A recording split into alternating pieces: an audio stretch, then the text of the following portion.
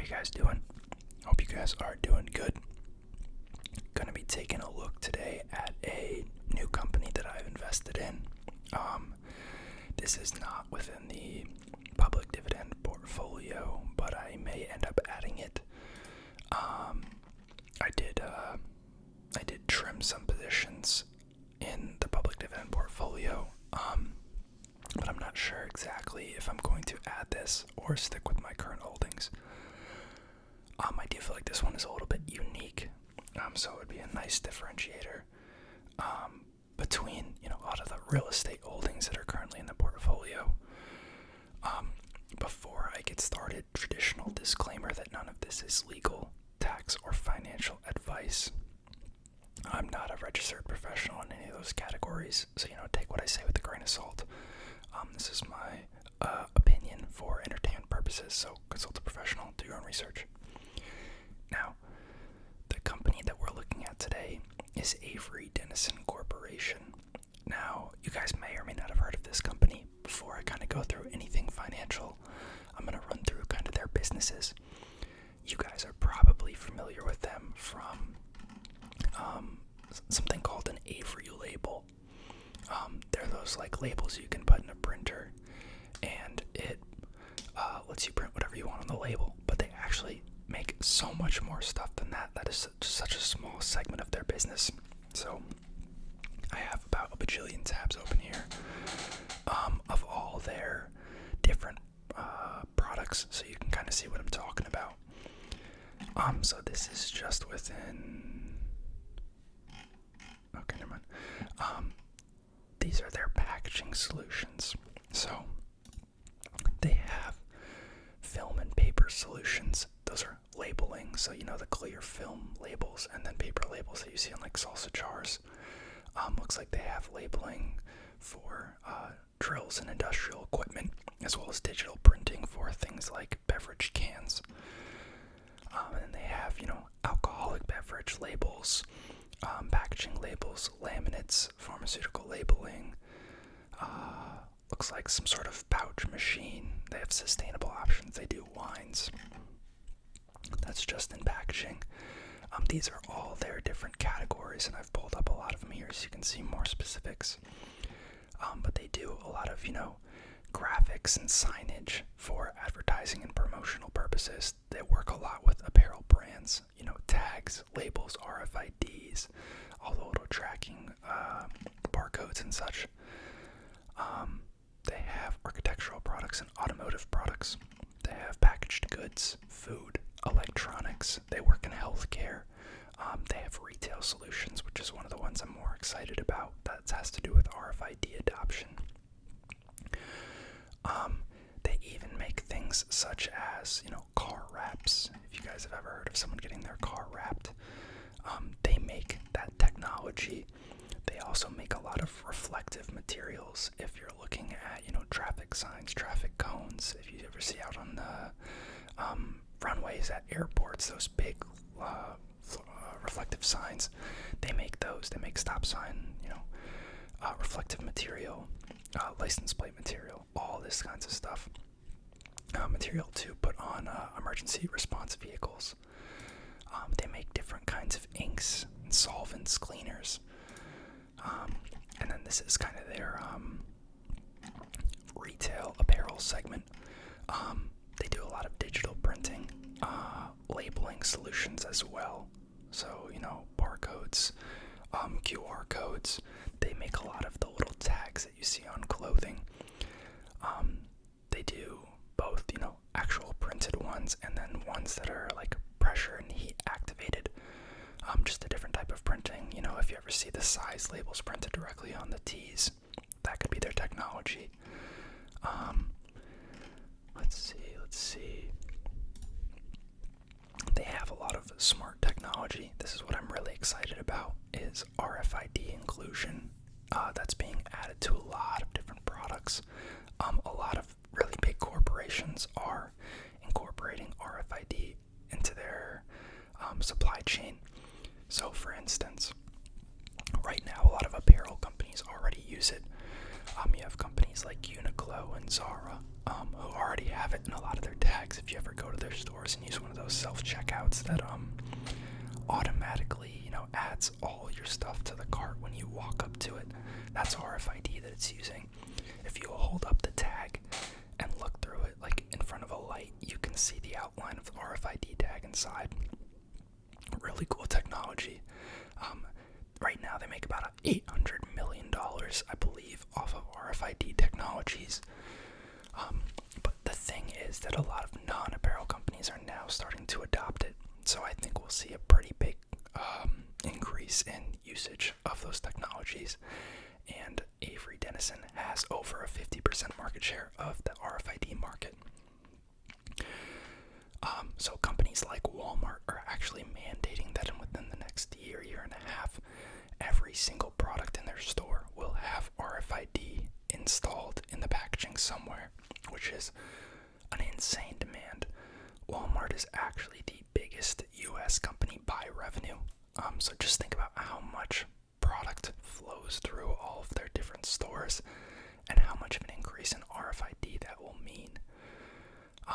You also have companies like UPS rolling out RFID within their packaging solutions to help automate their distribution centers and their retail delivery segments.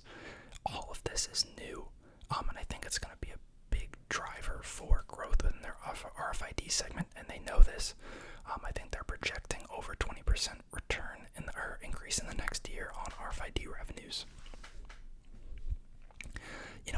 And I guess I should explain a little bit the benefit of this. You can read these RFID tags without having to go up to each one individually. It's not a barcode system. So, for instance, I talked about the Uniqlo self-checkout, where you just walk up with all your clothes in your hand, put it on the table, and it just pulls them all. Because it's taking, so how it works is the reader sends out a radio signal, and the radio signal activates the RFID tag, and it sends like a response signal without even having to have any active sort of power source. And it sends a signal back to the reader. So in theory, someone could just walk down an aisle at Uniqlo with one of these readers and just, sweep a shelf, and it would pick up all the products there. It would know what sizes are in stock, what sizes are out of stock, what needs to be reordered, etc.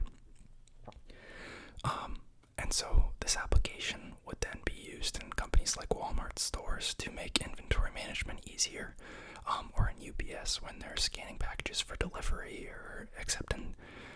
It'd make it a lot quicker, and the end result is that it reduces labor, so these companies have a big motivation to include this technology.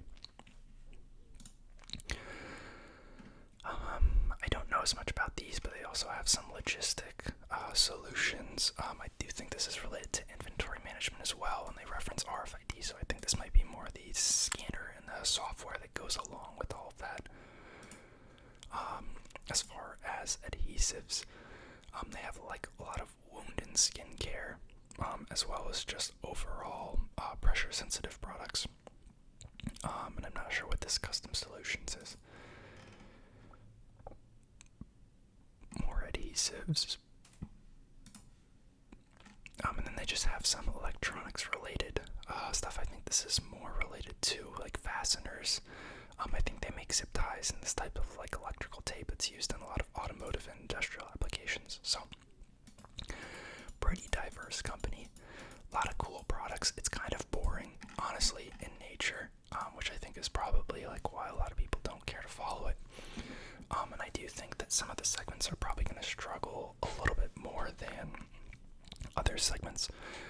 But I do think that most of their other segments are, pretty stable in demand businesses, kind of like a 3M maybe. And so as long as they just have a couple big growth drivers, you could still see pretty solid returns. It has outperformed the market in the last year. It's about flat for the year when the S&P was down. 5-year, I think, is pretty similar to the market. They are definitely like more of a blue chip company. They're increasing their dividend pretty significantly. The 10-year CAGR and 3-year CAGR are all around, basically 10%, which means they're increasing the dividend about 10% per year, which is very, very nice. It is a $14.5 billion company, so pretty decent size. Not a crazy multiple, but then again, it's not a so that multiple could be considered a little rich. But I do think there's some things that make it stand out, which is why I'm interested in it nonetheless. So looking at their revenue here, pretty solid year-over-year growth. There have been some lulls. Some of their business segments are a little cyclical in nature, but overall, flat to increased revenue. Don't really have any periods where there's steep declines, and it's actually taken a pretty big jump in the past 2 years or so. You can see here, pretty solid double-digit returns year-over-year for the past 2 years. And in terms of profitability, pretty much always been profitable. Slight increase in net income over time, and earnings per share has trended upwards as well. Again, a little bit of cyclicality, but a little smoother than the revenue results, honestly. And they have been buying back shares, which is very nice to see, and this is probably what's contributing to that earnings per share growth over time, even during periods where their revenue isn't increasing all that much. So you can see they were at about 107 million shares back in 2011. They're now down to about 82 million shares in 2022. So pretty nice. They bought back about 20 million shares, 25 million shares. Pretty nice. I do remember they have decently high debt, so they have about 8 billion in assets, but their liabilities are up in the 6 billion range. So a little higher debt to asset ratio than a lot of traditional companies, but it is kind of a more asset and capital expenditure heavy business because it is kind of an industrial supplier, and it has actual materials like physical products. It's not as asset light of a business as a lot of the ones we're more familiar with nowadays, but definitely not too bad. Not too much cash on hand. They do make acquisitions. I do actually believe that they picked up the RFID business, or at least part of it, through an acquisition. You can see here low, mid to high single digit net margins. It's very consistent. It's never been negative since, looks like, the recession back in 2009. So not huge margins, but it is extremely consistent and resilient, which is something that's more characteristic of a blue chip stock. So could be attractive in many ways. And you can see here the revenue trend compared to net income and margin. Honestly, not too bad. So let me pull up their presentation here. I jumped through it a little bit. We'll look at their most recent financial results. These were released on February 2nd of this year. These are the supplementals. Let's see. So their sales were up 13%. This is non-GAAP, driven by pricing power, intelligent label volume, and acquisitions. So this is the intelligent labels, the RFID technology that I was referring to. Their EPS up 3% year over year, and up about 40% since 2019. They are kind of cherry picking here what dates to use, and these are non-GAAP measures, so you don't know exactly what they've done to calculate these, but we can look at the GAAP results and the segment results in a minute. So this is the RFID technology that I was referring to. Sales of 8 billion, targeting 1 billion in sales in this year. Let me just resize this window here. Realize it was probably cut off for you guys. And they have expectation for EPS here in 2023. I think that is somewhat in line with what they did this year, so not a huge increase. So 9.15 to 9.55 in 2023. This year their EPS was 9.21. So, not huge growth there, but it is a very resilient business. Reported sales of $9 billion, up 8%. This is full year now. I think this was maybe quarter 4. Not sure. Pretty decent margins here. Free cash flow conversion. Deployed $608 $18 million for buybacks and a growing dividend, and about $40 million for mergers and acquisitions. So as I mentioned, they are pretty intent on buying back shares and growing the dividend. $618 million is a pretty big portion of their free cash flow, I believe.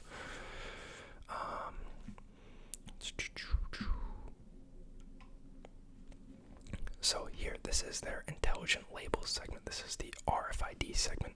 So obviously you can't always trust this, but they are quoting themselves as having more than half of the RFID market share. I do believe it.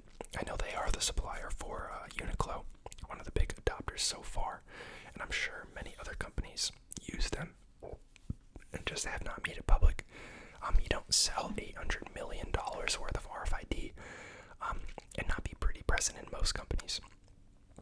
So they are targeting 20+% of organic growth in the coming year, which would put them at about $1 billion in sales for RFID in 2023. And you can see over here on the right, about 75% of their revenue currently comes from apparel segments. And if you think about, what percentage of like Walmart is apparel, a huge portion is not apparel. And companies like UPS, those are in the other category. So if that eventually grows to become bigger than the apparel category, you're looking at a huge market. There's a huge TAM there. And then we have pipeline by end market.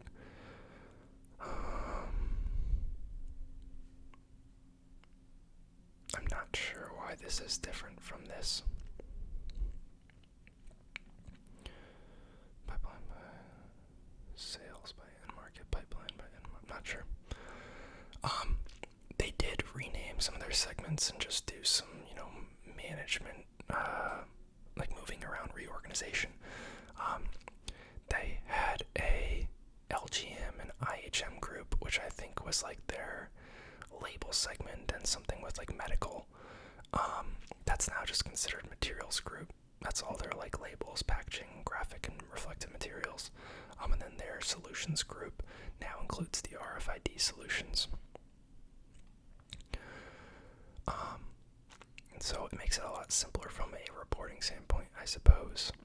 There have been a lot of, currency exchange, I guess, headwinds or tailwinds, depending on how you look at it. But in their instance, it looks like it's headwind.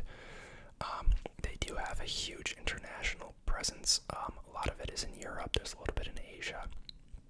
But a huge portion of it is obviously in North America. But their materials segment grew 4.6%. And their solutions group grew 15.6%. And part of that was through acquisitions, it looks like, because the organic growth they're quoting is lower for the solutions group and higher for the materials group. Decent margins there. That is EBITDA margins, not net margins.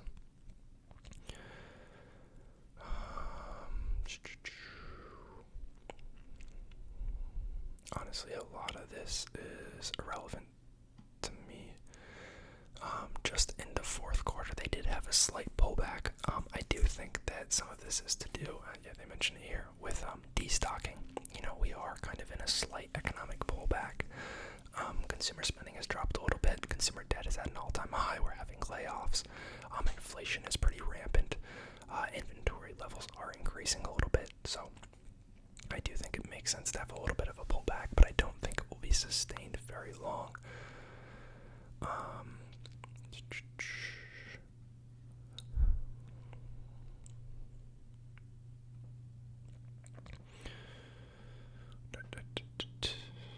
So this is their materials group here. Just in fourth quarter, their sales were down 5%. Again, not terrible given the pullback. You can see the sales here by geography. 31% is US and Canada. 28% is Western Europe. 10% is Eastern Europe. 24% is Asia Pacific, and 7% is Latin America. So nearly, what is that, like 70%? 68% is US, Canada, and Europe. So not bad. You can see majority of their revenue in this category is label material. The performance tapes, medical, and graphic and reflective material is a much smaller segment. If you just think about how many like labels we use, like all the little price labels at every retail store, all the labels on our like Amazon, FedEx, and UPS packages, we use labels everywhere. The solutions group, so about 47% was base solutions. I don't know exactly what that consists of, but 29% of this segment was that intelligent labels I was referring to. Vestcom is a more recent acquisition I don't know that much about. You can see here US and Canada is a much larger segment of this revenue mix. And then Europe's another 30%. So basically no exposure to Asia and Latin America in this segment.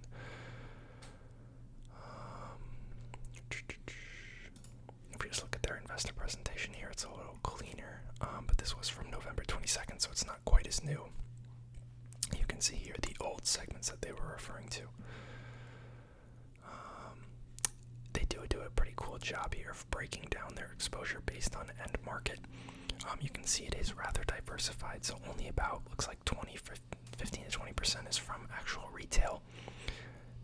Probably similar portion is due to industrial, and then they have pretty large exposure to food, consumer goods, beverage, and then a little bit of exposure to pharma, and then logistics and shipping, which is those labels that I was mentioning. Consumer staples makes up about 60% of their portfolio. Cyclicals are about 20%, and then 20% is about discretionary staples. Not a bad mix. This is probably the biggest area of concern. And then 40% of their total sales volume is US, and 30% is Western Europe. And then we have China, South Asia, LATAM, and Europe, all representing much smaller, Eastern Europe, all representing much smaller segments. You can see about 70% is US and Europe.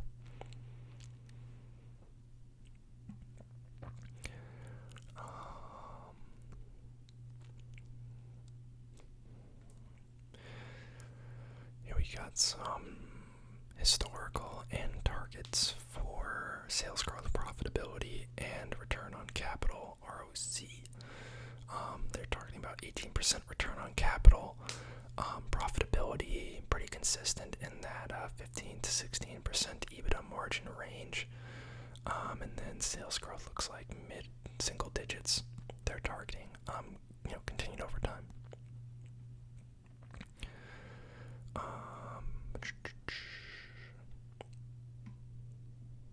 And then we have some ESG stuff there. M&A. I do think this is part of the RFID portfolio here, this Smart Track. Again, these are the old segments, so it's going to look a little different, but you can see about 65% of their sales is from this labels and graphic materials segment. Packaging solution, labels. And then their IHM, it's about 9%, so pretty small segment. And then the RBIS segment, which is the RFID segment, 26% of their revenue, so definitely a needle mover. And revenue mix.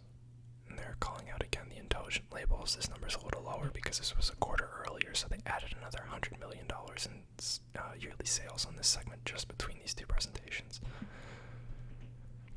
But let me know what you guys think. I do think it's a really cool company, definitely a little boring, and I'm sure it won't be growing, dramatically, but I think there's some really cool drivers there and a lot of really stable core businesses kind of included in their mix that definitely, help you sleep at night.